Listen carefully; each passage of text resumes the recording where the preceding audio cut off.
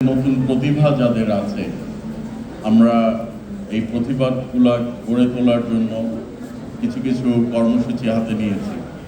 একটি জনপ্রিয় অনুষ্ঠান আছে যেটা আপনারা সবাই সুপরিচিত, শহীদ রাষ্ট্রপতি জিয়াউর রহমান সাহেবের যেই কর্মসূচিটি ছিল সেটা হচ্ছে নতুন কুড়ি 2026 পুনরায় চালু হচ্ছে এবং আগামী সেপ্টেম্বর মাস থেকে 2026 নতুন কুড়ির অডিশন এক্সেট্রা শুরু হতে যাচ্ছে।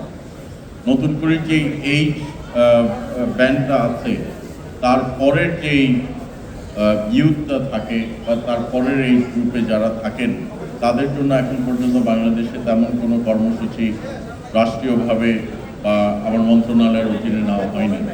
এই কারণে আমরা একটি নতুন অধ্যায় শুরু করতে চাচ্ছি, যেখানে নতুন করে যেখানে যে এজ গ্রুপে শেষ হবে তারপরের থেকে শুরু হবে 17 to 25 পর্যন্ত প্রতিভার সন্ধানে, যেখানে আমরা তৃণমূল গ্রামগঞ্জের থেকে আমরা নতুন শিল্পী গড়ে তুলতে পারব।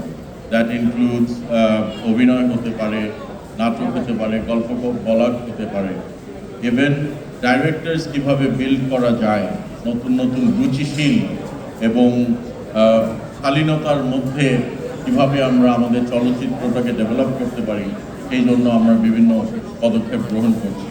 বাংলাদেশ চলচ্চিত্রে যেভাবে দীর্ঘদিন ধরে এগিয়ে ছিল, দেখা গেছে গত বেশ কিছু বছর, বেশ কয়েকটি প্রায় 10-15 বছর 16 বছর ধরে চলচ্চিত্র সেভাবে গঠিত হয়নি বা সেভাবে ফ্লারিশ করতে পারেনি। এই কারণেই আমরা বিভিন্ন কর্মসূচির মাধ্যমে এই চলচ্চিত্রটাকে কিভাবে ডেভেলপ করা যায়, ফিল্মটাকে কিভাবে ডেভেলপ করা যায়, মানুষ যেন প্রেক্ষাগৃহে যেতে পারে, ফ্যামিলি নিয়ে যেন মুভিগুলো দেখতে পারে, যেভাবে রুচিশীল এবং যেটা ইতিমধ্যে বললাম শালীনতার মধ্যে যেরকম মুভিগুলা ডেভেলপ করা হয় সেই দিকে আমাদের সরকার বদ্ধপরিকর এবং আমরা সেই দিকে বিভিন্ন রকম অনুদান সহ আমরা সুযোগ সুবিধা দিচ্ছি। আপনারা জানেন বাংলাদেশ সরকার অনুদানের জন্য অনুদানের সিনেমা অর্থাৎ অনুদান প্রদান করে সিনেমা ডেভেলপ করার জন্য। কাজেই আমরা এটা যেটা করছি, এই অনুদানের সিনেমাটার পরিধি যেন আরও ব্যাপক আকারে করা যায়, পরিধিটা যেন বিস্তৃত করা যায়, সেদিকে আমরা বিভিন্ন পদক্ষেপ গ্রহণ করছি। এবং অনুদানের সিনেমার যেই অনুদানের অ্যামাউন্টটা দেওয়া হয় সেই অ্যামাউন্টটা আমার ব্যক্তিগতভাবে মনে হয়েছে এটা এনাফ না।